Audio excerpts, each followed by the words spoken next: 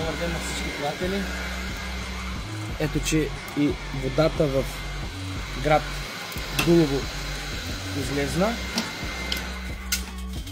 Сега правим водния стълб.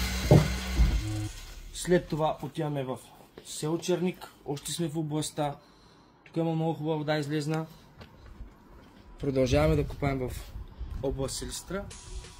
Ако някой има интерес, може да се свържи с нас на 089 200 3166 и ние ще му обясним как седят нещата.